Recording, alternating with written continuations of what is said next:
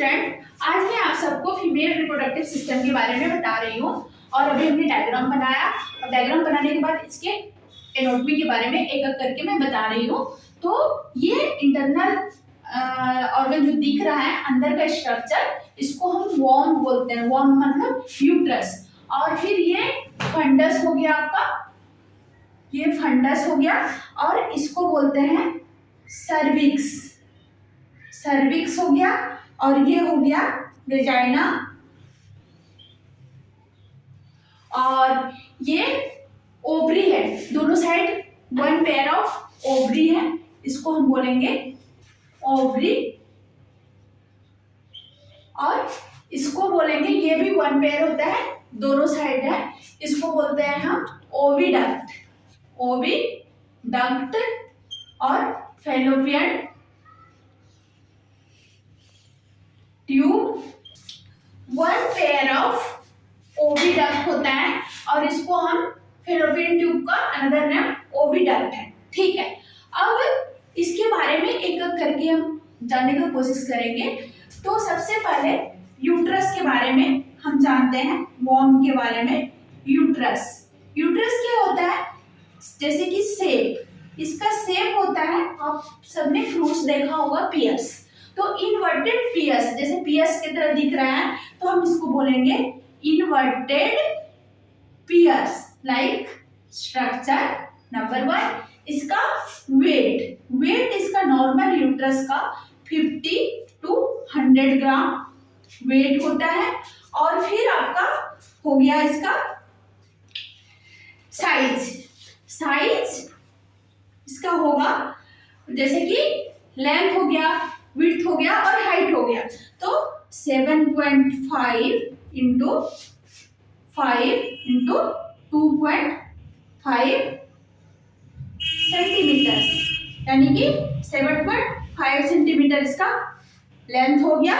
और ये हो गया इसका विड्थ हो गया 5 सेंटीमीटर और 2.5 सेंटीमीटर इसकी मोटाई हो गई, थिकनेस हो गई। तो ये हमने यूट्रस के बारे में जाना, नंबर 1। फिर नंबर 2 हम आते हैं किस पे? ओवरी पे। ठीक है, ovary, one pair of ovary female reproductive system में होता है, तो हम इसको बोलेंगे वन पेयर। ठीक है, समझ में आ रहा है? Yes ma'am. ठीक है, वन पेयर होता है। इसका शेप आलमंड शेप का होता है। ठीक है,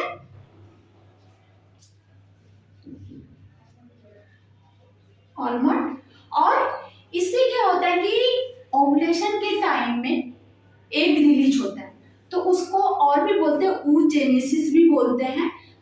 इसको बोलेंगे process of formation of eggs during ovulation, तो इज कॉल्ड oogenesis। ठीक है, तो oogenesis भी होता है, एक सिंपल वर्ड है।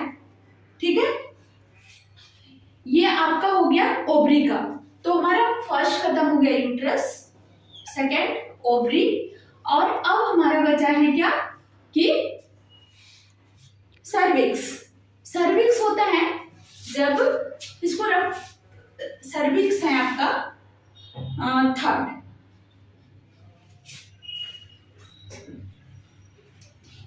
सर्विक्स क्या होता है कि जब भी बर्थ ऑफ द बेबी होगा तो उस टाइम क्या होगा? कॉन्ट्रैक्शन, रिलैक्सेशन होगा, डायलेटेशन वगैरह का में हेल्प करता है।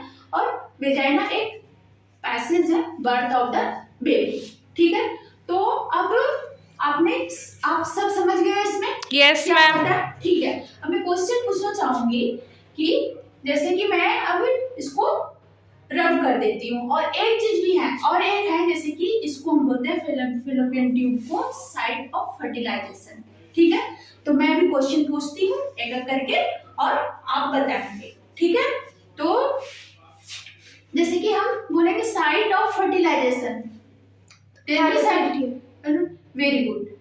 उसके बाद shape of the uterus, whole pear shaped. Very good, यानी कि मैं समझो सबको समझ में आ गया। Yes ma'am. ठीक है, थैंक यू।